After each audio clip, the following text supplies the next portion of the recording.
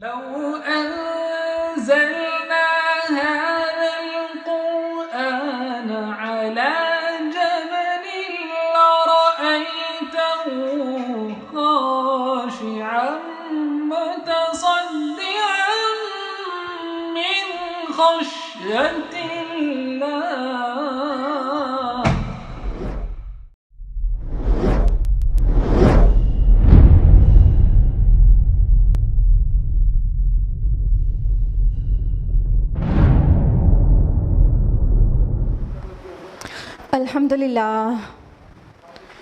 अल्हम्दुलिल्लाह रब्बिल आलमीन वस्सलातु वस्सलामु अला रसूलिहिल करीम व अला आलिहि व अस्हाबिहि अजमईन अम्मा बाद वअऊज़ु बिल्लाहि मिनश शैतानिर रजीम बिस्मिल्लाहिर रहमानिर रहीम शहरु रमज़ान अल्लज़ी उन्ज़िला फ़ीहिल क़ुरआन हुदल लिन्नास व बय्यिनातिम मिनल हुदा वल फ़ुरक़ान बिस्मिल्लाहिर्रहमानिर्रहीम रब्बिश्रह ली सदरी वयस्सिर ली अमरी वहलुल उक़दतम मिन लिसानी यफ़क़हू क़ौली।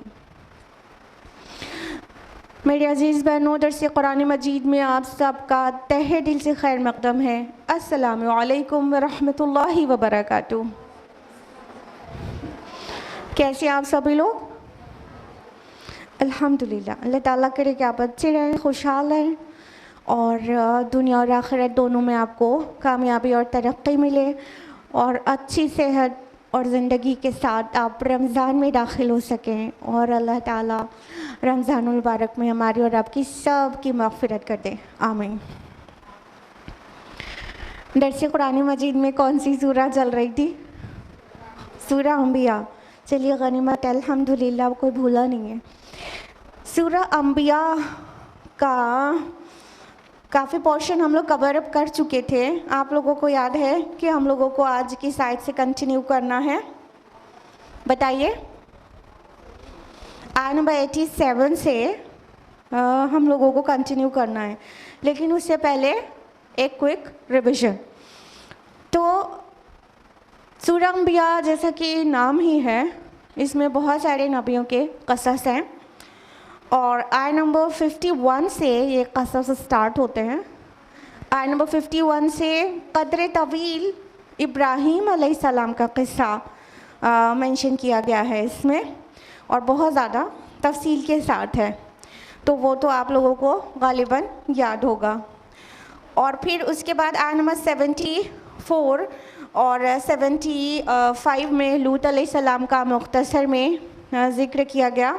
फिर उसके बाद आयत नंबर 76 और 77 में सिर्फ 2 आयत में नूह अलैहिस्सलाम के तज़किरे को किया गया कि नूह अलैहिस्सलाम को अल्लाह ताला ने और उनके घर वालों को, घर वालों से मतलब आपको बताया गया था ना कि कौन मुराद होते हैं। तो अल्लाह ताला ने नूह अलैहिस्सलाम को किस तरह से निजात दी और उनके कौम के मुकाबले में जो कि बहुत सरकश और बहुत हट धर्म थी, किस तरह से उनकी मदद की और अल्टीमेटली क्या हुआ कि उनकी कौम को अल्लाह ताला ने गर्क़ाब कर दिया।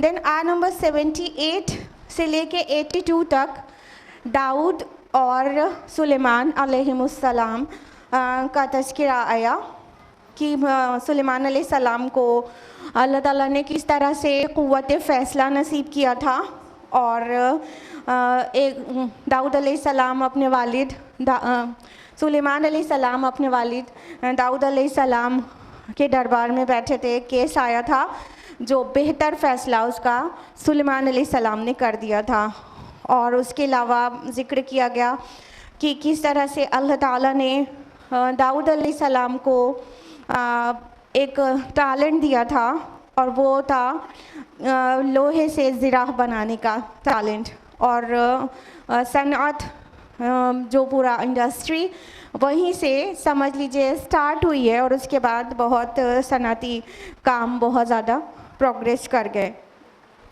फिर उसके बाद आयत नंबर 81 में सुलेमान अलैहिस्सलाम का ज़िक्र है कि अल्लाह ताला ने हवाओं को उनके लिए मुसख्खर कर दिया था और वो हवाएं उनकी मर्ज़ी से चलती थीं, या यूँ कहे कि वो हवाएं उनके मुआफ़िक चलती थीं जैसा उन्हें ज़रूरत होती थी। और आयत नंबर 82 में ये भी बताया अल्लाह ताला ने कि शैतान को यानी जिन्नात को अल्लाह ताला ने उनके कब्ज़े में दे दिया था और उनसे वो बड़े बड़े काम लिया करते थे। देन आयत नंबर 83-84 में अय्यूब अलैहिस्सलाम का जिक्र आया कि अल्लाह ताला ने कितना उन्हें सब्र दिया था और उन्हें आजमाया गया बहुत सारी तकालीफ देकर और बहुत ब्लेसिंग्स को छीन कर वापस, लेकिन उन्होंने स्टेडफास्टनेस दिखाई और वो साबित कदम रहे और अल्लाह ताला से जो दुआ की तो अल्लाह ताला ने उनकी तकलीफ़ को दूर कर दिया। उसके बाद आयत नंबर 85 और 86 में इस्माइल, इदरीस और जुल्किफ्ल अलैहिमुस्सलाम का जिक्र करके अल्लाह ताला ने फरमाया ये सब के सब क्या थे, ये साबिरीन थे और अल्लाह ताला ने इन सब को सौलेह बनाया और अपनी रहमत में दाखिल कर लिया। तो ये था पीछे का कुछ रिवीजन। अब हम लोग तफसील से जानेंगे आयत नंबर 87 ऑनवर्ड्स। आयत नंबर 87 है अऊज़ु बिल्लाहि मिनश शैतानिर रजीम बिस्मिल्लाहिर रहमानिर रहीम वज़न्नून इज़ ज़हबा मुग़ाज़िबा, और मछली वाले को भी जब वो चल दिया गुस्से में भरा हुआ, फ़ज़न्ना अल्लन नक़दिर अलैहि, और उसने गुमान किया कि हम उस पर तंगी ना करेंगे, फ़नादा फ़िज़्ज़ुलुमात, फिर उसने अल्लाह ताला को तारीकियों के अंदर से, अंधेरों के अंदर से पुकारा, अल्ला इलाहा इल्ला अंता सुब्हानक, कि तेरे सिवा कोई माबूद नहीं, बेशक तू पाक है, इन्नी कुन्तु मिनज़ ज़ालिमीन, यकीनन मैं ही ज़ालिमों में से हूँ। अब हम लोग जानेंगे वज़न्नून। ज़ुन्नून किसका लक़ब है? यूनुस अलैहिस्सलाम का। एग्जैक्टली क्या यूनुस अलैहिस्सलाम मछली का कारोबार करते थे जो उनको ज़ुन्नून कहा गया, मछली वाला? हाँ, नहीं, फिर एग्जैक्टली वो उनका प्रोफेशन नहीं था ज़ुन्नून जो कहा गया कि, और मछली वाले को भी जब वो गुस्से से भरा हुआ निकला तो यूजुअली हम अपने बोलचाल की लैंग्वेज में क्या जानते हैं, मछली वाला किसको कहते हैं? जो मछली पकड़ता और बेचता है, हाँ, जिसका प्रोफेशन होता है फिश से रिलेटेड। तो यहाँ पर ज़ुन्नून यूनुस अलैहिस्सलाम को कहा गया इसलिए नहीं कि उनका प्रोफेशन था, बल्कि एक मिरेकल हुआ जो उनके साथ कि मछली ने उन्हें निगल लिया था और वो उसके बाद भी ज़िंदा वापस आ सके। तो इसका तफसीलात कुछ सूरह साफ़ात में भी है। अभी हम लोग यहाँ पे जानेंगे कि अल्लाह ताला ने क्या जिक्र किया है कि और ज़ुन्नून, और जब गुस्से में भरा हुआ निकला, यहाँ पर इज़ ज़हबा मुग़ाज़िबा, मुग़ाज़िबा जो वर्ड आया है वो बाब मुफ़ाइला से है और बाब मुफ़ाइला में शिद्दत और बहुत ज़्यादा वो पाई जाती है, एक्सट्रीम पाया जाता है। तो इसका मतलब हुआ मुग़ाज़िबा जब कहा गया तो इससे पता चला गुस्से में भरा हुआ, गुस्से में नहीं, बहुत ज़्यादा गुस्से में भरा हुआ, यानी एक शिद्दत पता चल रही है कि बहुत ज़्यादा वो गुस्से में थे। और फिर उन्होंने क्या किया कि वो गुस्से से भरे हुए निकल गए। कहाँ निकल गए थे वो? किसी को पता है किस कौम पर मबूस हुए थे यूनुस अलैहिस्सलाम? बिल्कुल सही, माशाअल्लाह, बारकल्लाहु फिल इल्म। नैनवा कौम थी, हाँ, वहाँ पर मबूस किए गए थे। हालांकि नैनवा वर्ड कुरान मजीद में नहीं आया है, तो ये नैनवा शहर था एक, उस कौम के लिए यूनुस अलैहिस्सलाम को मबूस किया गया था। और दीगर रसूलों की अक़वाम की तरह यूनुस अलैहिस्सलाम की कौम भी बहुत ही नाफरमान थी और उनकी बात मान कर नहीं दे रही थी। तो उनके लिए अज़ाब की ख़बर आ चुकी थी अल्लाह ताला की तरफ से। जैसे 6 रसूलों का ज़िक्र है कुरान मजीद में, बहुत रिपीटेडली बयान किया गया है कि कुछ वो सारे रसूल जैसे नूह अलैहिस्सलाम और शुएब अलैहिस्सलाम और मूसा अलैहिस्सलाम और 6 अक़वाम, इन सभी के रसूलों ने इनको बुलाया अल्लाह की तरफ, हक़ की तरफ, लेकिन उन्होंने मान कर नहीं दिया। तो अल्टीमेटली उन पर अज़ाब आ गया, उन पर पनिशमेंट आ गई डिवाइन पनिशमेंट, और वो सब बर्बाद हो गए, ख़त्म हो गए, सफ़ाई हस्ती से मिट गए। तो यूनुस अलैहिस्सलाम की कौम भी उनकी बात नहीं मान रही थी, एक अल्लाह की इबादत के लिए तैयार नहीं हो रही थी और अपने रसूल की इताअत नहीं कर रही थी। तो फिर उन पर अज़ाब की ख़बर आ चुकी थी। जैसे दीगर अक़वाम में अल्लाह ताला अपने रसूल के ज़रिए ख़बर पहुंचा देता है कि नहीं मानेंगे तो सो एंड सो डे पर उन पर अज़ाब आ जाएगा, पनिशमेंट उनके पास आ जाएगी, डिवाइन पनिशमेंट। लेकिन यूनुस अलैहिस्सलाम की कौम को डरा दिया गया, सब कर दिया गया, नहीं मान रहे थे। तो यूनुस अलैहिस्सलाम अल्लाह ताला की तरफ से हिजरत की इंडिकेशन आने से पहले पहले कौम से नाराज़ होकर बस्ती से निकल गए। और रसूलों का क्या काम होता है कि हर एक कदम अल्लाह के हुक्म पर ही उठाएं, यहाँ तक कि हिजरत के लिए जब तक हुक्म ना आ जाए हिजरत नहीं करें। आपको हमारे प्यारे नबी सल्लल्लाहु अलैहि वसल्लम के मुतालिक हिजरत के बारे में डिटेल से पता है ना कि बहुत सारे लोग मदीना हिजरत कर चुके थे, लेकिन रसूलुल्लाह सल्लल्लाहु अलैहि वसल्लम अल्लाह के हुक्म का इंतज़ार कर रहे थे। यहाँ तक कि अबू बकर रज़ियल्लाहु अन्हु उनसे पूछा करते थे, या रसूलल्लाह क्या कोई हुक्म आया? तो फरमाते थे नहीं। जब अल्लाह ताला की तरफ से हुक्म आया है कि अब उन्हें माइग्रेट करना चाहिए, तो रसूलुल्लाह सल्लल्लाहु अलैहि वसल्लम ने हिजरत की मक्का से मदीना की तरफ। लेकिन यूनुस अलैहिस्सलाम ने अल्लाह ताला की तरफ से हुक्म आने से पहले अपनी कौम से इंतहा नाराज़गी में कि मान कर नहीं दे रहे, सुन नहीं रहे और अपने लिए अजाब की ख़बर आने पर भी नहीं डर रहे, उन्होंने उस बस्ती को छोड़ दिया था और वो गुस्से में भरे हुए चल दिए थे दूसरी बस्ती की तरफ। फिर क्या हुआ, बीच में क्या कहा गया, फज़न अल्लन नक़दिर अलैहि, उसने क्या गुमान किया कि हम उस पर तंगी ना करेंगे। अब अच्छा, इसमें गौर करने की बात यह है कि अगर इसको ट्रांसलेशन ये किया जाए कि उसने वो क्या समझे कि हम उन पर कुदरत नहीं रखते, तो ये बहुत गलत होगा, क्योंकि ये तर्जुमा सही नहीं है। रसूल के लिए ऐसी बात तसव्वुर भी नहीं करना चाहिए कि रसूल कभी ऐसा सोचेगा कि अल्लाह ताला उस पर कुदरत नहीं रखता।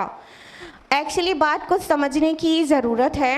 इमाम राग़िब और जौहरी रहमहुल्लाह ये फरमाते हैं कि जब वर्ड कद्र जो फ़िअल कद्र है वर्ब, जब ये अला के सिला के साथ आता है, आगे अला है ना, नक़दिरा अलैहि, अल्लाह के सिला के साथ आता है, तो इसका माना कुदरत नहीं होता, बल्कि इसका माना होता है तंगी, टाइटनेस, पावर नहीं होता, टाइटनेस होता है। तो यहाँ पर जो ये कहा जा रहा है कि उसने क्या समझा हम उस पर कुदरत नहीं रखते कहें तो बहुत गलत होगा, बल्कि ये तर्जुमा सही होगा कि उसने क्या समझा कि हम उस पर तंगी नहीं करेंगे। और अल्लामा कुर्तुबी ने फरमाया कि ये वाला जो तर्जुमा है, अल्लाह आप पर कादिर ना हो सकेगा, ये मरदूद है, काफिराना है, तो इस तर्जुमे से बचना चाहिए। तो एक्चुअली यहाँ पर तर्जुमा होगा कि उन्होंने क्या समझा कि हम उन पर तंगी नहीं करेंगे, उन्हें टाइटनेस नहीं करेंगे, उन्हें टाइट नहीं करेंगे, यानी वो निकल गए तो अल्लाह ताला कुछ भी उन्हें नहीं कहेंगे। फिर वो निकले थे बस्ती से और बस्ती को क्रॉस करने के लिए बीच में रिवर आई और उसमें वो एक कश्ती में सवार हुए, उसमें और भी लोग थे बोट में। तो वो कश्ती चलती है और अब इसकी तफसीलात तो कुरान में नहीं है, इसराइली रिवायात से लेना पड़ता है। तो जो कहा जाता है कि उसमें एक इंटरप्रिटेशन तो ये है कि कश्ती का वज़न ज़्यादा था और आगे जाके कश्ती डोलने लगी थी और वो डूब जाती, और ये कहा गया कि अगर इसमें से कोई एक उतर जाएगा यहाँ पर, उसका वज़न हल्का हो जाएगा, तभी बच पाएंगे। तो अपनी जान देने के लिए कौन तैयार होता? तो कुरान डाला गया और कुरान में यूनुस अलैहिस्सलाम का नाम बार बार निकला। एक इंटरप्रिटेशन ये है कि कश्ती में समझा जा रहा था कि कोई सिनर है और उसको उतरना होगा, और फिर कुरान डाला गया और यूनुस अलैहिस्सलाम का नाम निकला। बहरहाल वो बैकग्राउंड में जो भी था, कश्ती से पानी में यूनुस अलैहिस्सलाम को ही उतरना पड़ा। तो यूनुस अलैहिस्सलाम जिस सिचुएशन में आए थे वैसे ही गुस्से और गम से निढाल थे, और उस पर से ये भी आजमाइश आ गई कि उनको पानी में डूबना है। तो वो जब कश्ती से पानी में जाते हैं तो एक बिग फिश, बहुत बड़ी मछली उन्हें निगल लेती है, और जब मछली के पेट में वो जाते हैं तो वो रियलाइज़ कर लेते हैं कि एक्चुअली कहाँ क्या हुआ। आगे देखिए, फरमाया फनादा फिज़्ज़ुलुमात, बस उसने अल्लाह ताला को तारीकियों में पुकारा। इन द डार्कनेसेस, जुलुमात वर्ड आया है, जुल्मत की जमा है। जुल्मत में डार्कनेस होती है ना, अंधेरा, और ये प्लूरल है जुलुमात, मेनी डार्कनेसेस, अंधेरों में से पुकारा। कितने अंधेरे थे वहाँ पर, क्या पता रात भी हो। फिर दरिया के अंदर का अंधेरा, पानी के अंदर आपको पता होगा कि काफ़ी डार्कनेस होती है, सनलाइट जो है पानी में बहुत ज़्यादा दूर तक नहीं जा पाती है, ठीक। तो अंदर डार्कनेस, एक दरिया का अंधेरा, फिर उसके बाद फिश के बेली में, उसके अंदर का अंधेरा, मतलब उसकी फ़िश की जो भी बिग फ़िश होगी उसकी स्टमक वॉल, फिर उसके अंदर इतनी लेयर्स, और उसके अंदर उसके स्टमक में उसके अंदर का अंधेरा। तो फरमाया गया बस उसने अल्लाह ताला को बहुत सारे अंधेरों से पुकारा, बिल्कुल कंप्लीट डार्कनेस में थे। ज़रा उनके फीलिंग का तसव्वुर कीजिए कि कैसा महसूस हो रहा होगा वहाँ पर। अगर हम लोग किसी लिफ्ट में फंस जाएं और ना ही हाथ में मोबाइल हो और ना ही कोई आवाज़ सुनने वाला हो, लिफ्ट में पावर कट हो जाए, लिफ्ट में फंसे हैं, छोटी सी लिफ्ट है और मोबाइल भी नहीं है साथ में और कोई आवाज़ सुनने वाला भी नहीं है, 102 मंजिल के लिए चढ़े थे और बीच में अटक गए, तो कैसा महसूस होगा? जबकि एग्जैक्टली वैसा उनको नहीं महसूस हो रहा होगा, उससे बहुत ज़्यादा अजीब और खौफनाक महसूस हो रहा होगा, क्योंकि लिफ्ट फिर भी थोड़ी बड़ी तो होती है, लेकिन हम लोग फिर भी कितनी घुटन महसूस करेंगे। अब उससे 4-6 गुना और बढ़ाकर घुटन महसूस करके देखिए कि मछली के पेट के अंदर एक समूचा इंसान है और उसकी लाइफ का अब फर्दर कोई चांस नहीं है और वो अपनी शऊर में है। किस कदर घुटन महसूस हुई होगी उनको। एक रिवायत में आता है कि 3 दिन थे और मतलब मछली के पेट में, और एक रिवायत में आता है कि फ्यू आवर्स जितना टाइम होता है उतनी देर थे।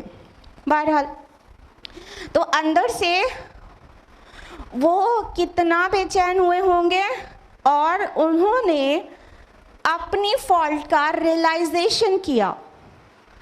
यही नबियों की सुन्नत और सालिहीन की सुन्नत है।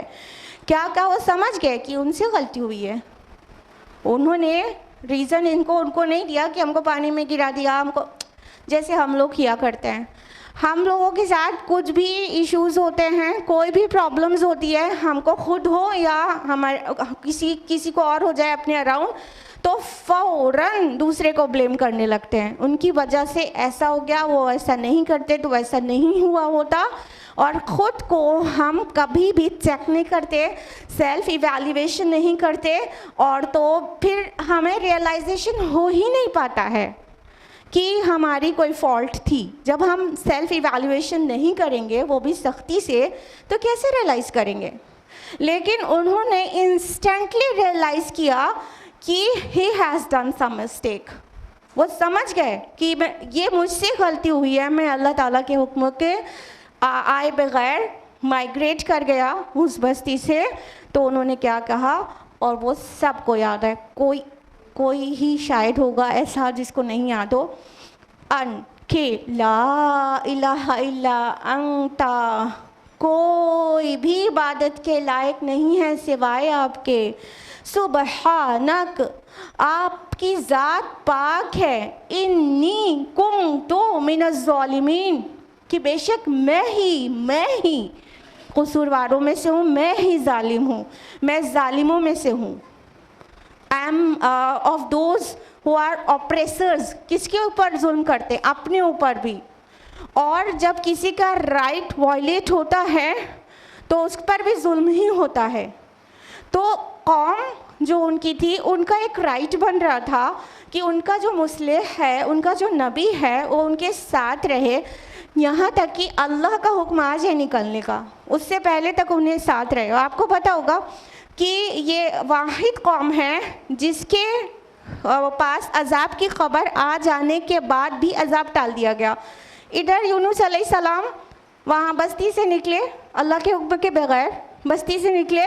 उधर बस्ती वालों को, उनकी कौम को रियलाइजेशन हो गया कि जब अजाब के आसार ज़ाहिर होने लगे तो वो समझ गए कि अब तो हम गए। वो सब ओपन में निकलकर अल्लाह ताला की से तौबा करने लगे और अल्लाह की तरफ पलटने लगे। तो अल्लाह ताला ने अजाब का आसार आने के बाद, कभी अजाब नहीं टाला जाता, लेकिन सिवाय कौम यूनुस के, क्योंकि उससे एक ख़ता हो गई थी कि वो अपनी कौम को वक्त से थोड़ा पहले छोड़कर निकल गए थे, तो उसका बेनिफिट मिल गया कौम को कि अल्लाह ताला ने अजाब को टाल दिया। तो अजाब को अगर किसी भी कौम में टाला गया है तो कौम यूनुस, तो यूनुस अलैहिस्सलाम फ़ौरन समझ गए। जब वो इतने गम में चले गए थे, जब वो इतने डार्कनेस में चले गए थे, जब वो उतनी मुसीबत में मुब्तला हो गए थे, तो इंस्टेंटली ही रियलाइज्ड कि मुझसे ही मिस्टेक हुई है। अल्फाज सुनिए कि आपके अलावा कोई माबूद नहीं है अल्लाह पाक, और आप पाक हैं, और मैं ही जालिमों में से हूँ, मैंने ही अपने ऊपर जुल्म किया है। तो ये अम्बिया की सुन्नत है और सालिहीन की सुन्नत है। जब मुश्किल आती है, परेशानी आती है, गम आता है, क्राइसिस आती है, एडवर्स कंडीशंस आती हैं, वो अपने को चेक करते हैं। They evaluate themselves and try to find out the fault. किसकी फॉल्ट? अपनी खुद की। तो ये अम्बिया और सालिहीन का सुन्नत है। और दूसरे को ब्लेम करना, ये किसकी सुन्नत है? बताइए जल्दी से। इब्लीस की सुन्नत है। करेक्ट। क्या किया था इब्लीस ने? आदम अलैहिस्सलाम से भी गलती हुई, वो पलटे, उन्होंने कहा रब्बना ज़लमना अनफुसना व इल्लम तग़फिर लना व तरहमना लनकुनन्ना मिनल ख़ासिरीन ना। उन्होंने भी रियलाइज़ किया उनसे गलती हो गई है। आपने, ऐ रब, अगर आपने हमको नहीं बख्शा और हम पर रहम नहीं किया तो हम खसारा उठाने वालों में से हो जाएंगे, हमने अपने ऊपर जुल्म कर डाला है। उन्होंने रियलाइज़ किया, वो नबी थे, सालेह थे। इब्लीस ने क्या किया? इब्लीस ने सजदा नहीं किया, लेकिन अड़ गया, रियलाइज़ नहीं किया अपनी मिस्टेक को। और फिर जब अल्लाह ताला ने उसे मरदूद होने के खबर सुनाई, उसको मरदूद कर दिया, तो उसने क्या कहा? ये आदम की वजह से हो गया। यही कहा था ना, ये आदम, इसकी वजह से आज मेरी पोजीशन छीन गई है और अब मैं इसकी औलादों को भी बहकाऊंगा। हाँ, तो ये इब्लीसी सुन्नत है। जब हम क्राइसिस या ट्रायल्स के टाइम पर दूसरों में ऐप ढूंढना शुरू कर देते हैं और दूसरों को ब्लेम कर देते हैं कि इनकी वजह से ऐसा हो गया, इन्होंने ऐसा नहीं किया होता तो नहीं हुआ होता, वगैरह वगैरह। तो चूँकि यूनुस अलैहिस्सलाम अल्लाह के बुलंद पाया नबी थे, उन्होंने फ़ौरन रियलाइज़ कर लिया नहीं, उनसे गलती हुई है और वो अपनी कौम को छोड़कर टाइम से पहले निकल गए थे, ये उनकी फ़ॉल्ट है। तो उन्होंने फ़ौरन सरेंडर भी किया और रुजू भी किया। कहाँ से? स्टमक से, फिश के, मछली के पेट के अंदर थे। And I have said it ना कि इट वाज अ मिरेकल। क्यों? देखिए, मछली के पेट में जाके कोई ज़िंदा वापस बच के नहीं निकल सकता। इट्स सो सिंपल बात कि ये मिरेकल इस वे में भी है। लेकिन आपको पता होगा कि आपने डाइजेस्टिव सिस्टम पढ़ा है अपने बचपन में, जिन लोग बचपन जिनका चला गया उन्होंने पढ़ा होगा, और जिनका बचपन अभी है तो वो जानते होंगे कि डाइजेस्टिव सिस्टम पूरा पढ़ने के बाद एलिमेंट्री कैनाल में सारे पार्ट्स पढ़ने में जब फूड जाता है माउथ से स्टमक तक, जिसको मैदा कहते हैं उर्दू में, और हिंदी में क्या कहते हैं, अमाशय, ठीक है, उसमें जाता है स्टमक में, तो वहाँ पर HCl प्रोड्यूस होता है कि नहीं, हाइड्रोक्लोरिक एसिड ना, सबको मालूम है ना। और HCl दिन भर में इतना प्रोड्यूस हो जाता है कि वो मेटल्स को भी गला देने के लिए काफ़ी है, मेटल्स को। तो इतना हाई एसिड जब भी फूड अंदर जाएगा, चाहे छोटा सा पार्टिकल भी जाए तो HCl प्रोड्यूस होगा ही होगा उसको एसिडिक मीडियम देने के लिए। तो इतना HCl प्रोड्यूस होने में तो पूरा अंदर जो भी होगा उसको गल जाना था, लेकिन यूनुस अलैहिस्सलाम का बाल भी पका नहीं वो। That's why it is a miracle. उनको कुछ भी नहीं हुआ था, वो पूरे सलामत बाहर आए थे। तो अगर आप ये सोच रहे हैं HCl प्रोड्यूस होता है तो हमारा स्टमक ही क्यों नहीं गल जाता, तो उसको आप जाके साइंस में पढ़िएगा, आज गूगल करके देखिएगा क्यों नहीं गल जाता। जो स्टमक की इंटरनल लाइनिंग होती है ना, वो हर second millions of cells change होती रहती है। स्टमक की इंटरनल लाइनिंग जो है चेंज होती रहती है, में नई सेल्स का फॉर्मेशन होता रहता है और अंदर की सेल्स जो है वो डेड होती रहती है। तो आपका रब आपका इतना ख्याल रखता है कि आप के फूड को HCl की ज़रूरत है, लेकिन वो HCl सिर्फ फूड पे एक्शन लेता है और आपके स्टमक की इंटरनल लाइनिंग ज़रा भी डिस्टर्ब नहीं होती, आपका पेट नहीं गल जाता। लेकिन अंदर से कोई चीज़ जाएगी, बाहर से अंदर कोई चीज़ जाएगी तो उस पर तो HCl वर्क करेगा ना। तो यूनुस अलैहिस्सलाम he was in the stomach of the fish, लेकिन उनको HCl ने भी नुकसान नहीं पहुंचाया, क्योंकि अल्लाह ताला के ख़ास बंदे थे। अल्लाह ताला को उन्हें रियलाइजेशन देना था और उनके ज़रिए हम सब तक ये मैसेज भेजना था कि जो भी ख़ता करने के बाद अल्लाह की तरफ पलटता है तो अल्लाह ताला मिरेकुलसली भी उसकी हिफाजत करता है। देखिए आयत नंबर 88 में क्या कहा गया, फस्तजबना लहू, तो हमने उसकी दुआ कबूल फरमाई, वनज्जयनाहु मिनल गम, और उसको गम से नजात दी, वकज़ालिका नुंजिल मुमिनीन, और इसी तरह हम नजात दिया करते हैं अहले ईमान को। वाज़ेह हो गया ना। अल्लाह ताला ने फरमाया कि हमने उसकी दुआ कबूल फरमाई। उन्होंने कहा था ना कि अल्लाह आप पाक हैं, ख़ता करने वाला मैं हूँ, जुल्म करने वाला मैं हूँ, मुझसे ख़ता हो गई है। इतने अंधेरों के अंदर से पुकारा और वहाँ से अल्लाह ताला ने उनकी दुआ को सुना।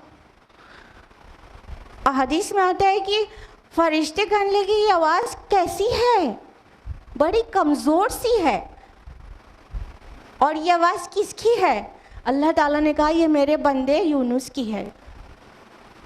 मछली के पेट के अंदर से पुकार रहे हैं और अल्लाह ताला सुन रहा है और जवाब दे रहा है। पहुंचा अल्लाह ताला मदद को, फस्तजबना लहू, और हमने उसको जवाब दिया। अल्लाह ताला फरमा रहे हैं हमने उसको जवाब दिया, उसकी पुकार को मैं पहुंचा।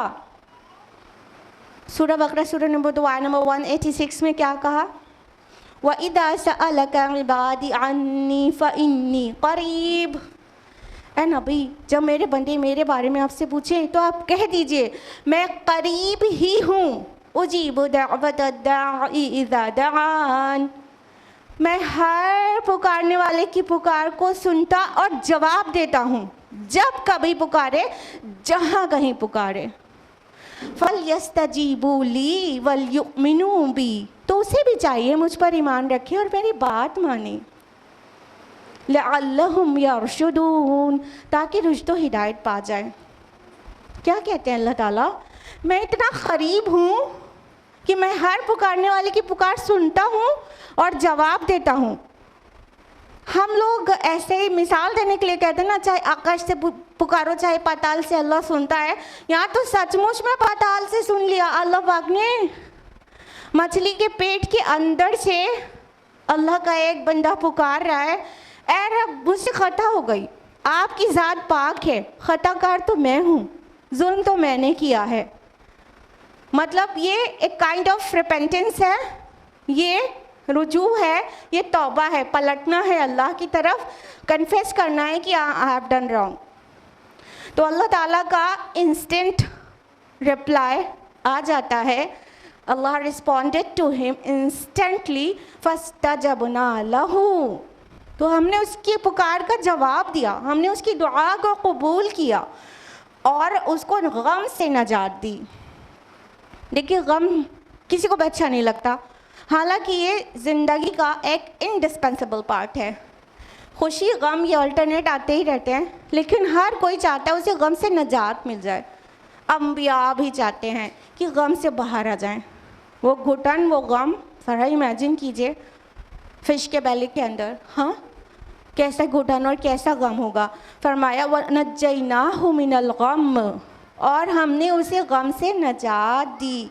वकज़ालिका नुंजिल मुमिनीन, और हम इसी तरह नजात दिया करते हैं अहले ईमान को। देखिए अभी अभी आपके दिमाग में जो बात आई थी ना, उसका जवाब भी अल्लाह ताला ने दे दिया है। आपके दिमाग में अभी ये बात आई थी ना कि वो अल्लाह के नबी थे तो अल्लाह ताला ने उनकी पुकार को सुन लिया, हम कहाँ, हम तो बड़े गुनहगार, हम तो ऐसे, कहाँ हमारी पुकार सुनी जाएगी इतनी आसानी से। अगर आपने ऐसा सोचा था तो अल्लाह ताला ने जवाब उसी आयत में दे दिया, वकज़ालिका नुंजिल मुमिनीन, और इसी तरह हम नजात दिया करते हैं तमाम मुमिनीन को, सबको, सारे अहले ईमान को। यानी ये चीज़ कि अल्लाह सुनेगा, जवाब देगा, मदद करेगा, सिर्फ अंबिया के साथ ख़ास नहीं है। जो भी अल्लाह के मानेगा, जो भी अल्लाह पर ईमान रखेगा और उसके मुताबिक अपनी ज़िंदगी को चलाएगा, अल्लाह उसकी पुकार को देन एंड देयर रिस्पॉन्स देगा, देन एंड देयर। तो हमें बस चाहिए, एकदम वाज़ेह तो कहा गया ना सूरह बकरा सूरह नंबर 186, अभी जो हमने आपके लिए कोट की, कि उसे भी चाहिए फस्तजीबू ली वल युमिनू बी, उसे भी चाहिए कि मेरी बात माना करे, मुझ पर ईमान रखा करे। तो ये टू वे प्रोसेस है, ये वन वे ट्रैफिक नहीं है कि हम सोचें कि हम जब चाहें अल्लाह ताला को पुकारें और अल्लाह ताला हमको हमेशा देन एंड देयर रिस्पॉन्स दे, हमारी पुकार को पहुँचे। लेकिन जब रब के मानने का टाइम आए हमको, तो हम पीठ दिखा दें और हम इधर से निकल जाएं और उधर से निकल जाएं। हम रब की ना माने और हम चाहें कि रब हमारे हर पुकार को पहुँचे, तो ऐसे नहीं होता, ऐसे नहीं होता। आप अपने बच्चों से इतना प्यार करते हैं, लेकिन अगर बच्चे भी आपकी बहुत ज़्यादा ही नाफरमानी कर दें, तो आप कोई ना कोई अपनी तोहफ़ा, अपना उनके लिए गिफ्ट या कुछ भी वो रोक तो लेते हैं ना। हर वक्त तो नहीं देते, जो आपको भी नाराज़गी होती है। जबकि अल्लाह ताला इंसान को, तमाम इंसानों को माँओं से बहुत ज़्यादा मोहब्बत करता है। और आई वुड लाइक टू से, ये कहना छोड़ दें कि 70 माँओं से ज़्यादा मोहब्बत करता है। We are confining blessings of Allah and love of Allah. ये हम बहुत रिस्ट्रिक्ट कर रहे हैं, 70 माँओं से ज़्यादा, बस 70। अरे वाली हदीस याद है ना कि अल्लाह ताला ने रहमत के 100 हिस्से किए, एक हिस्से में दुनिया में पूरी सबके अंदर जो रहमतें और मोहब्बतें हैं उनको दिया और 99 अपने पास रखा। यानी हर वो माँ जो अपने बच्चे के लिए ममता रखती है, मोहब्बत रखती है, वो सारी माएँ दुनिया की मिला के, सारे परिंदों की माएँ और सारे जानवरों की माएँ, जितने आप देखते हैं ना कि कोई भी एनिमल हो वो भी अपने बच्चे को प्यार करता है और रहमत उसके लिए रखता है। तो ये दुनिया की पूरी मोहब्बतें और रहमतें वो अल्लाह ताला के रहमतों का 1 पार्ट है और 99 पार्ट अल्लाह ताला के पास है। तो अभी कैसे लॉजिकल वो 70 माओ से ज़्यादा मोहब्बत करता है? नहीं, इट्स फेक। ऐसी कोई हदीस नहीं है और ऐसा कोई ऑथेंटिक किसी स्कॉलर का भी कॉल नहीं है, ठीक है। तो अल्लाह ताला उससे बहुत ज़्यादा हमसे मोहब्बत करते हैं। तो हम अल्लाह की ना माने तो भी अल्लाह ताला हमें फूड देते हैं, वाटर देते हैं, ऑक्सीजन देते हैं, हाँ, और हमें घर दिया, अपने दिया, सब अपनों की मोहब्बतें दिया, कितने सारे अनकाउंटेबल ब्लेसिंग्स हम पर रखते हैं अल्लाह पाक। हाँ, हम नहीं मानते तो भी, हम कहते हैं देयर इज़ नो गॉड तो भी, बारिश होती है हमारे घरों में भी, जो भी कहता है no there is no God, Allah ताला उसके घर में भी धूप निकालते हैं, सूरज की रोशनी पहुंचती है, हर एक चीज़। हाँ, तो कुछ अल्लाह की रहमत आम्मा है, वो सब के लिए है, और रहमत खासा है, special blessing. Special blessing is for special ones, और वो स्पेशल वंस कौन है? जो अल्लाह की मानते हैं, अल्लाह को मानते हैं नहीं, अल्लाह की मानते हैं, सही सही ईमान रखते हैं और अल्लाह के बताए तरीक़े पर अपनी ज़िंदगी गुजारते हैं, तो फिर उनकी तो दिन एंड देर सुनता है अल्लाह ताला। बाकी जो जनरल ब्लेसिंग्स हैं, रहमत आम्मा, वो हर दुनिया की, हर कायनात की हर एक चीज़ पर अल्लाह की रहमत मोहित है। तो ये लेकिन चाहते हैं अल्लाह की ख़ास रहमतें हों, मेरे ऊपर भी इनायतें हों, तो अल्लाह ताला कहते रहें सिर्फ अम्बिया की नहीं, मोमिनीन की भी पुकार को हम पहुँचते हैं, उसका भी जवाब देते हैं, इसी तरह उनको भी गम से नजात देते हैं। हम में से कोई भी गम में पड़ जाता है तो उठते बैठते दुआ करता है ना, अल्लाह पाक इस गम से हमें नजात दे दे, हमें इस गम से बाहर ला दे, इस गम ने हमें तोड़ फोड़ डाला, गम किसी को भी नहीं अच्छा लगता। तो अगर हम चाहते हैं कि अल्लाह ताला हमें हमारी पुकार, हर पुकार को पहुँचे हर जगह, तो हम भी अल्लाह की माने, अल्लाह ताला फ़ौरन सुनेगा, सिवाय इसके कि वो गम में डालना ही हिकमत ना हो, कोई मशीयत ना हो उसके पीछे, ठीक है। अगर उस गम में ही छोड़ना कोई हिकमत के तहत है, कोई बेनिफिट के लिए है, तो अल्लाह ताला तब भी उस गम में छोड़ेगा। लेकिन अगर हिकमत का तकाज़ा और मशीयत का तकाज़ा नहीं है तो अल्लाह ताला सुनेंगे और उस गम से नजात देंगे। आयत नंबर 89 है, व ज़करिया इज़ नादा रब्बह, और ज़करिया अलैहिस्सलाम को जब उसने पुकारा अपने रब को, रब्बि ला तज़रनी फ़र्दन व अंता खैरुल वारिसीन, परवरदिगार मुझे अकेला ना छोड़ और यकीनन तू ही बेहतरीन वारिस है। ज़करिया अलैहिस्सलाम की तफसीलात सूरह मरियम में आप सुन चुके हैं, अगर आप में से जितने लोग रेगुलर रहते हैं, और सूरह मरियम में ज़्यादा तफसील से है और सूरह आल इमरान में है, ठीक है।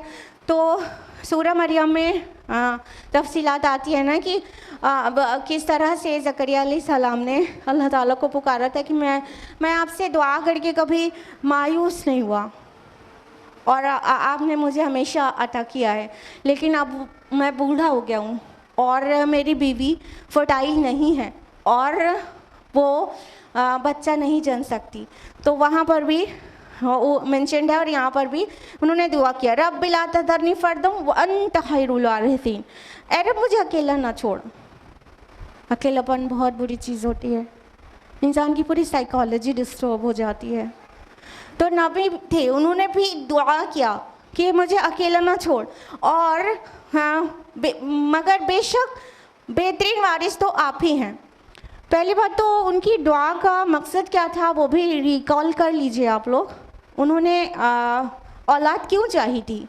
सूरह मरियम सूरह नंबर 19 आयत नंबर 6 में वाज़ेह है ना, यरिसुनी व यरिसु मिन आले याकूब, जो मेरा भी वारिस बने और वारिस बने आले याकूब का।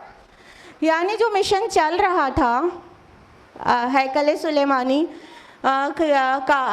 से रिलेटेड, वो उनके ख़ानदान में था। वो चाहते थे कि उनके घर में एक औलाद पैदा हो जो इस काम को आगे बढ़ाए, दीन इस्लाम के अलमबरदार बने, अल्लाह की वहदानियत की तरफ लोगों को बुलाए और हैकल की खिदमत करे।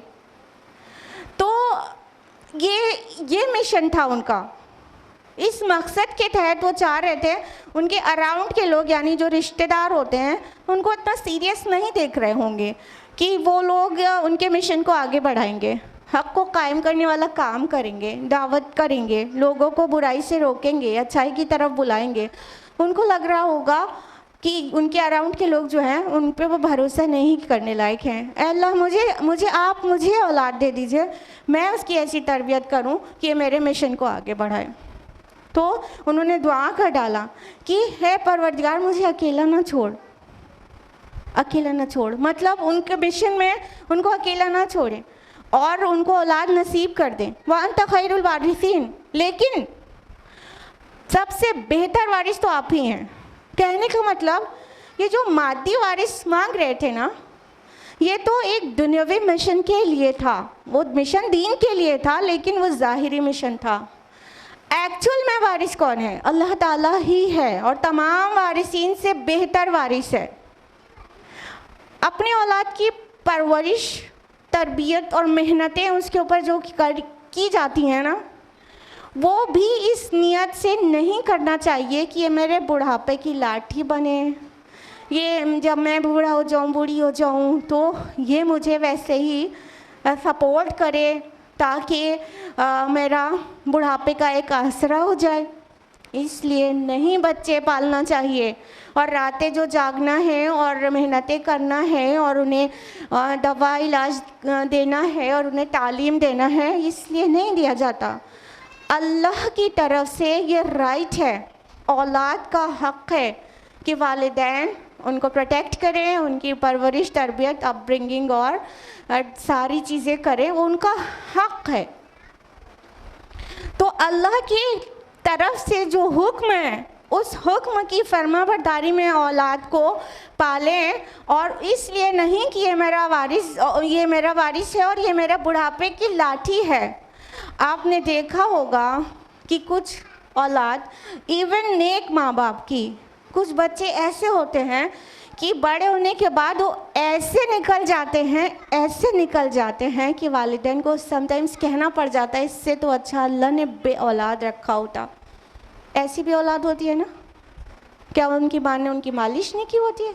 क्या उन्हें दूध नहीं पिलाया होता है? क्या उन्हें खाना नहीं खिलाया होता है? क्या उसके लिए धूप, गर्मी, सर्दी बर्दाश्त नहीं की होती है? क्या उनके लिए कुर्बानी नहीं दी होती है? उस बच्चे के लिए जो बड़े होने के बाद इतना परेशान कुन रहता है, अपने वालिदैन को इतना ट्रबल कॉज करता है, इतना बॉदर करता है कि वालिदैन सोचते हैं कि इससे तो अच्छा है बच्चा ही ना होता हम लोगों के। हाँ, तो ऐसा भी होता है। तो हम आपको क्या रिमाइंड करा रहे हैं कि औलाद की जो परवरिश है और उसकी खिदमत जो करना पड़ता है माँ की तरह आपको, वो इसलिए नहीं करना चाहिए कि ये मेरा बुढ़ापे में साथ देगा, वो ना दे तो, यानी ट्रस्ट अल्लाह के अलावा किसी पे नहीं करना चाहिए, किसी पे नहीं करना चाहिए, किसी पर भी नहीं करना चाहिए। तवक्कुल सिर्फ और सिर्फ अल्लाह पे करना चाहिए। अल्लाह से उम्मीद रखना चाहिए, अल्लाह पर भरोसा रखना चाहिए कि वो मेरे बुढ़ापे का सहारा होगा। जिसने मुझे जवानी में पाला, मुझे बचपन में रिसोर्सेज नसीब किए, जवानी में किए, बुढ़ापे में भी देगा। और औलाद के लिए जितनी तकलीफ़ें बर्दाश्त कर रहे हैं, जितनी कुर्बानियाँ दे रहे हैं, वो तो अल्लाह के हुक्म पर दे रहे हैं, हमें इनसे रिटर्न नहीं चाहिए। अब ये बहुत खूबसूरत बात है कि अल्लाह ताला ने उनको रिटर्न देने के लिए औलाद को पाबंद किया है कि अनिश्कुरली वले वालिदै, कि हमने उसको हुक्म दिया कि वो मेरा शुक्रगुजार बने और अपने वालिदैन का। तो ये औलाद का फ़र्ज़ है कि वालिदैन की शुक्रगुजारी करे, खिदमत करे, उनकी हम केयर करे और हर तरह से उनका ख्याल रखें। ये औलाद का फ़र्ज़ है, अल्लाह ताला ने उन्हें बाउंड किया है कि वो करें। लेकिन माँ बाप को अपने फ़र्ज़ की अदायगी किसी रिटर्न मिलने के लिए नहीं करना चाहिए। ये देखिए कहाँ, यहाँ से नबी की सुन्नत का क्या पता चल रहा है कि ज़करिया अलैहिस्सलाम अल्लाह ताला को पुकार रहे हैं कि उन्हें औलाद चाहिए, लेकिन उसी वक्त साथ में ये भी कह रहे हैं कि बेहतरीन वारिस तो आप हैं, भरोसा तो आप पर ही है, हर चीज़ का रिटर्न आपकी तरफ है। कभी औलाद पैदा होती है, मर भी जाती है, हाँ, कभी ज़िंदा रह के भी वो नाफरमान निकल जाती है, मुसीबत की वजह बन जाती है। तो ये सारी चीज़ें क्या बता रही हैं कि भरोसे के लायक कोई ज़ात है तो अल्लाह की ज़ात है। तो ज़करिया अलैहिस्सलाम ने कहा अंत खैरुल वारिसीन, तमाम वारिसों में बेहतरीन वारिस तो आप हैं। इससे क्या पता चल रहा है? यही ना कि भरोसा, ट्रस्ट, तवक्कुल सिर्फ़ और सिर्फ अल्लाह पर करना चाहिए। अल्लाह चाहता है तो असबाब पैदा कर देता है। अल्लाह चाहता है, आपने बहुत मेहनत की अपनी औलाद के ऊपर, लेकिन जब तक अल्लाह ना चाहे वो आपकी खिदमत में नहीं मिलेंगे आपको। आजकल देखिए थोड़ा एडवांस ज़माना है, तो बच्चों को बड़ी आला तालीम दिलाते हैं लोग।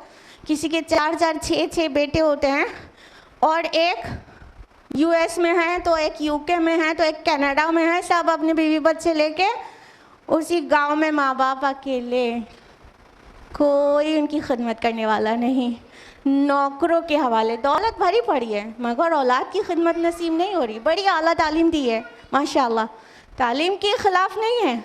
हम कह रहे हैं उनकी औलाद उनका रिटर्न नहीं बन सकी। उन्होंने अच्छी तालीम दिया, मेहनतें, कितनी कुर्बानियाँ दिया होगा, इतने लायक बच्चे हैं अगर तो।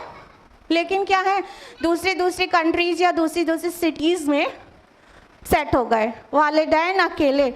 हम खुद जानते हैं कई फैमिलीज़ को, खुद इलाहाबाद शहर में कई फैमिलीज़ को जानते हैं जिनके सारे बच्चे दूसरे शहरों में रहते हैं, माँ बाप अकेले रहते हैं। बहुत बड़ा घर है, बहुत शानदार आलीशान, नौकरों के ऊपर रहते हैं वालिदैन। तो जब अल्लाह नहीं चाहेगा तो उनकी सर्विस आपको मिल नहीं सकती। तवक्कुल किस पर होना चाहिए? अभी सोचना पड़ेगा। तवक्कुल किस पर होना चाहिए? सिर्फ और सिर्फ अल्लाह पर। भरोसे के लायक और उस भरोसे को चोट ना पहुंचाने वाला सिर्फ वो है, अल्लाह ताला। जब इंसान अल्लाह पर तवक्कुल करता है तो अल्लाह ताला उसे ऐसे नहीं जाने देता, उसके भरोसे को पूरा करता है, उसकी उम्मीद को पूरा करता है। आगे फरमाया आय नंबर 90 में, फस्तजबना लहू व वहबना लहू यहया व असलहना लहू ज़ौजा, और हमने उसकी दुआ कबूल फरमाई और उसे यहया जैसा बेटा अता फरमाया और उसकी बीवी को उसके लिए सेहतमंद बना दिया। इन्नहुम कानू युसारिऊना फिल खैरात व यदऊनना रगबन व रहबा, यकीनन ये लोग जो भलाई के कामों में बहुत जल्दी करते थे और हमें पुकारते थे रग़बत और खौफ से। वकानू लना खाशिईन, और वो सब हमारे सामने आजिज़ी इख्तियार करने वाले थे। तो जब ज़करिया अलैहिस्सलाम ने अपने रब को पुकारा एंड बुढ़ापे की हालत में, सूरह मरियम में डिटेल्स है ना कि बुढ़ापे से उनकी हड्डियां अकड़ चुकी थीं, सर से शोला निकला बुढ़ापे का, इतने बूढ़े हो गए थे, सफ़ेद हो गए थे बाल उनके, एक हड्डियां खुश्क होके अकड़ गई थीं, और उनकी बीवी बच्चा जड़ने के लायक नहीं थी। ठीक है, वो इनफर्टाइल थी और वो बूढ़े हो चुके थे, और अल्लाह से मायूस नहीं हुए। बज़ाहिर इंसान देखता है असबाब पर, जो देखता है जिस हिसाब से असबाब है उस हिसाब से दुआ करता है कि अब ये तो मुमकिन नहीं रहा, ये दुआ करो। अल्लाह ताला के लिए कुछ नामुमकिन थोड़ी है। उन्होंने बुढ़ापे में बीवी बांझ है, अल्लाह से दुआ की कि मुझे औलाद दे दे अल्लाह पाक, लेकिन यकीन आप पर है, बेहतरीन वारिस तो आप ही हैं। तो अल्लाह ताला ने उन्हें बुढ़ापे में बेटा नसीब किया। क्या नाम था? यहया अलैहिस्सलाम। अल्लाह ताला ने खुद ये नाम रखा और फरमाया यहया जैसा बेटा, यानी वो भी नबी, वो भी सौलेह, और उनकी बीवी को कहा उनके लिए अच्छा कर दिया। यानी अल्लाह ताला असबाब का, रिसोर्सेज और मीन्स का मोहताज नहीं है, लेकिन अल्लाह ताला इंसानों को जो कुछ प्रोविज़न देते हैं वो थ्रू मीन्स देते हैं, इसलिए मीन्स को, रिसोर्सेज को मेंटेन कर देते हैं। ठीक है, अल्लाह ताला से दुआ किया उन्होंने, बीवी उनके बच्चा जनने लायक नहीं थी, खुद भी बूढ़े हो गए थे, अल्लाह ताला ने सब ठीक ठाक कर दिया और उनको औलाद नसीब कर दी। यानी अल्लाह बाउंड नहीं है मीन्स का, लेकिन इंसान को मीन्स के ज़रिए से ही मिलता है, तो वो जो ज़रिया है, जो असबाब है, उसको अल्लाह मेंटेन कर देते हैं, काम के लायक बना देते हैं। वो कल तक काम के लायक नहीं था, अभी काम के लायक बना देते हैं और हो जाती है चीज़ें। तो फरमाया अल्लाह ताला ने कि और हमने उनकी बीवी को ठीक कर दिया, यानी वो जो जवानी में बाँझ थी और बुढ़ापे में ठीक हो गई, सुभान अल्लाह। और फरमाया कि ये लोग जो थे ना, ये सब के सब भलाई के कामों में जल्दी करते थे। अब ये सब प्लूरल का जो सेगा है, इससे मालूम हो रहा है कि इससे पहले जितने अंबिया का जिक्र आया उन सब के लिए कहा गया, ठीक है। इससे पहले हम लोगों ने अभी जाना, ये तो ज़करिया अलैहिस्सलाम की बात हो रही है, याहया अलैहिस्सलाम की बात हो रही है। इसके ऊपर अय्यूब अलैहिस्सलाम, यूनुस अलैहिस्सलाम, अय्यूब अलैहिस्सलाम और इब्राहिम अलैहिस्सलाम, लूत अलैहिस्सलाम, ये और दाऊद और सुलेमान अलैहिस्सलाम, इन सभी का रिविज़न भी दिया आपको।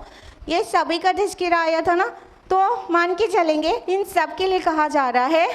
ये यकीनन ये लोग थे कैसे, जो भलाई के कामों में जल्दी करते थे, प्रोक्रेस्टिनेशन नहीं करते थे कि अभी कर लेंगे तभी कर लेंगे। हम लोगों की आदत इतनी बुरी है कि मान लीजिए अभी कोई बात का रियलाइजेशन हुआ, हाँ बात तो सही है, ये करना तो चाहिए, कुछ भी व्हाटएवर, लेकिन घर जाएंगे तो कहेंगे कर लेंगे। प्रोक्रेस्टिनेट करते, टालते हैं लोग चीज़ों को, कर लेंगे, कौन सी जल्दी है।